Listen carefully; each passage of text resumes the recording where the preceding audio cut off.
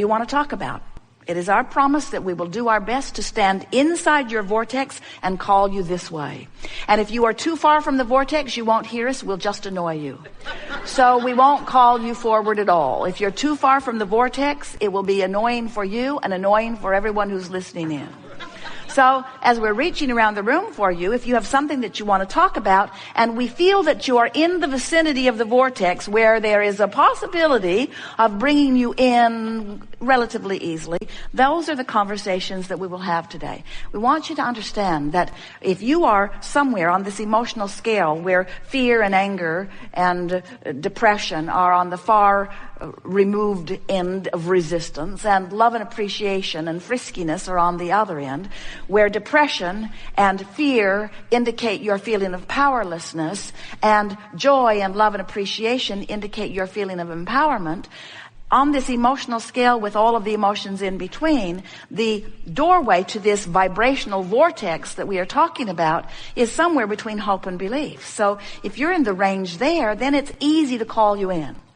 So we'll be talking today about anything that you want to talk about. We're eager to talk about whatever it is. But we want to give you fair warning that we have complete awareness of what you have already amassed over here in your, what we are calling vibrational reality. What we are calling this vortex of creation, where all things that match your desire have been assembled. All cooperative components have been assembled. The question is, are you a cooperative component? And if you're worried about something, if you're frustrated about something, as Esther thinks back, the few times that her mind moved in the direction of where they were parking the bus, she has to acknowledge that she thought about it from the I know what I don't want standpoint no more than she did I know what I do want. They're also under an acorn tree.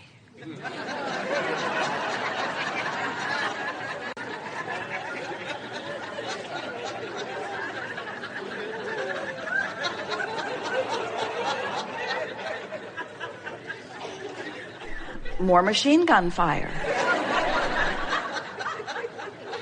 And so when they go to move the bus, it's necessary that they find a ladder taller than any one you've ever seen to climb up on top of the bus to sweep off the extended rooms, because they can't bring them in when there are nuts on the top of the bus. So as Esther is hearing the nuts falling, she is remembering how much she didn't like hearing them falling last time. And she is remembering how specific she was about not wanting to be under the falling nut tree again. And she is remembering that she had the experience, didn't like most of it, got in the bus and drove away and never thought about it again until she returned. In other words, no effort whatsoever about cleaning up vibration. Just living it, complaining about it, not liking it, feeling the injustice of it, threatening to cut the tree down herself. It's a really big tree. And then driving away, not returning to that thought vibration, but leaving it right where it was, waiting for her. So the people who are establishing the new assignment are inspired by the power of her vibration to put her right there on that spot where she belongs. There's no injustice ever, is there? So you have to give up your effort at controlling the uncontrollable. Jerry and Esther have befriended so many people at that campground, thinking that they would have an inside scoop on how the campsites were assigned. And it never works out, because no one can buck their current. In other words, you cannot receive from anyone, even very well-meaning people, something that defies the vibration that you got going on. You got one choice and one choice only, and that is to line up with what you want by giving more attention to it than the opposite. So There is never, ever an injustice that is done, ever, ever, ever, ever, ever. But there are plenty of times that you get something different than what you want. But when you get something different from what you want, it's not because an injustice has occurred. It's because you've got a different dominant vibration than your own desire. Don't you love knowing that? Not so much. So what it means is, it's important for you to relax in whatever's happening and accept. That's the most important thing. Accept that whatever's happening, whatever it is, whatever is manifesting is an indication of what? An indication of your vibrational balance. An indication of your vibrational balance. An indication of your vibrational balance. So not only do you have the benefit of emotions that let you know how you're doing pre-manifestationally, but you have stuff showing up that is your indicator of your vibrational mix post-manifestationally. So Esther's first knee-jerk response was, that's just fine. This campground has been a pain in the... Yeah. For the entire 7, 8, 9 years we've been coming here. They never promised to give me what I want. And we say, you really don't want to need promises and confirmations from other humans, especially those who have a lot of other campers to please. You really don't want to depend on someone else's promise for the way your life turns out. You want to depend upon your vibration over which you have complete control. The fair warning that we are giving you is that in all that you are living, you've launched these rockets of desire and you've put them into your vortex of creation.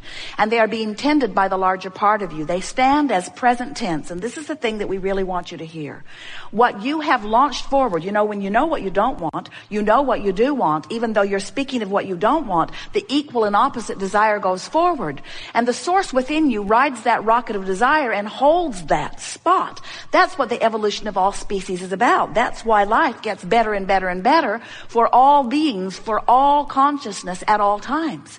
And so as we are visiting with you, even though you may have something going on, and clearly you do, there are all kinds of vivid things that are happening in your experience, and much of them you like and much of them you don't want. In other words, Jerry and Esther have a magnificent life. As we tell this story, there are glitches in their vibration and there are glitches in your vibration. And that's really what we want to talk about. We want to talk about how to work the glitches out of your vibration.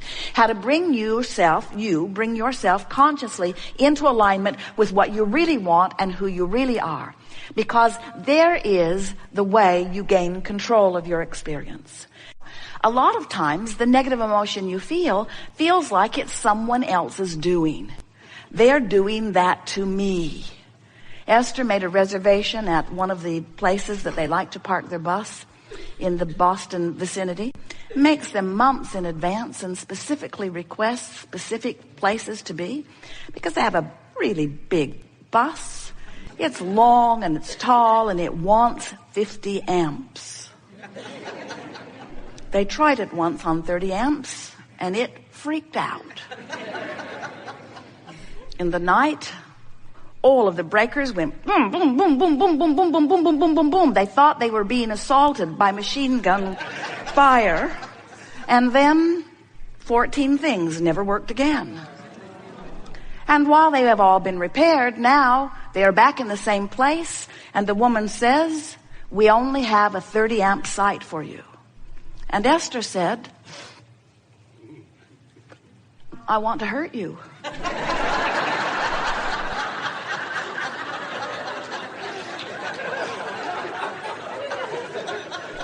Well, it's a knee-jerk reaction. When someone hurts you, don't you want to hurt them back? And doesn't it feel like it's somebody else's fault? And Esther said, seriously, I would have never, ever, ever agreed to that because we've had experiences in this park with 30 amps.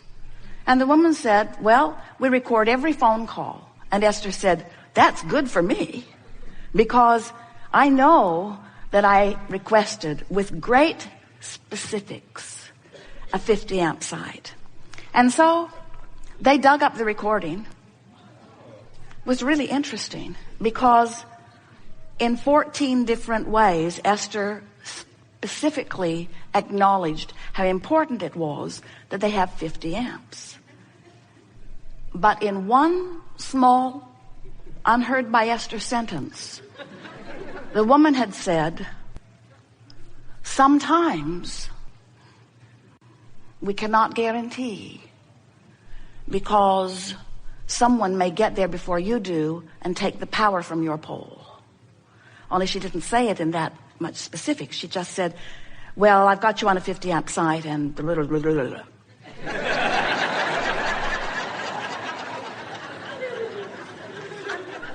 And when Esther listened back to it, she could see how the woman was confirming her rightness with the same recording that Esther was confirming her rightness.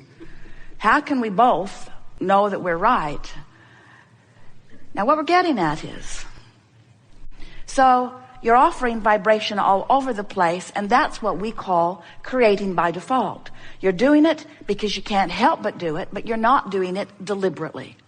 Deliberate creating is offering vibration deliberately, which means thinking on purpose, which means thinking and then having some way of measuring the thought. And that's what trips so many of you up, because since you've been so enthusiastic about the manifestations, but since the manifestations are post-manifestational indicators, since mostly you are doing your evaluating of how you're doing by looking at what you've already done, you're sort of behind the process. You get a sense of what we're talking about? If you are only examining what's manifested, then you are really living in the past. Even if it just manifested, you're really living in the past, because long, well, it doesn't have to be so long, but it often is. You've been putting these vibrations out there, and law of attraction has been assembling the cooperative components. But if you are using your eyes and ears and so on to explore how you're doing, it would be like driving your vehicle down the road and only looking in the rearview mirror. It's not a good idea. Oh, look, I ran over that, I ran over that, I ran over that, I ran over that. In other words, not our idea of deliberate creation. But if you become aware of vibration, if you will pay attention to the vibration that you're offering, and the only way that you can pay attention to vibration, because you can't see it yet, it hasn't manifested, is by feeling the vibrational frequency of it, and you do 100% of that through your emotions. Your emotions let you know how you're doing. So here's how it works. You were source energy before you came into this body. Now, you don't remember that. Some of you speculate it, and some of you sense it, and some of you have enough resonance within you to know it. But for the most part, humans don't have any real connection with who you were before you came forth into this physical body. And we're not really big proponents of that anyway, because before you came into this physical body, you were source energy. But even though you are now in this physical body, that part of you still exists. So present tense, it's not something that was. I was non-physical consciousness before I became present physical person in this physical body. The correct way of understanding it is I am non-physical energy while at the same time I am in this physical body. And if you can accept those two vibrational perspectives or beingness or vantage points, then and only then will you understand what your emotions are telling you. Because your emotions in every moment are the blend, sometimes better, sometimes not so good, the allowing of the blending or the resisting of the blending of who you really are. And the more you're allowing it, the friskier you feel, the more exhilarated you feel, the more passion and clarity and stamina, the more vivid life is, the more love and joy and appreciation you're feeling. But the more you pinch that off, which is what resistance is, which is what thinking thoughts that are counter to who you really are and what you really are knows, when you think those resistant thoughts, then the emotion that you feel is the pinching off, letting you know that you're not fully flowing in the way you intended to. Negative emotion that feels like fear or anger or resentment or disappointment or any of those negative emotions. So the better you feel, the less you are resisting who you are. Now, a more positive way of saying that is the better you feel, the more you are allowing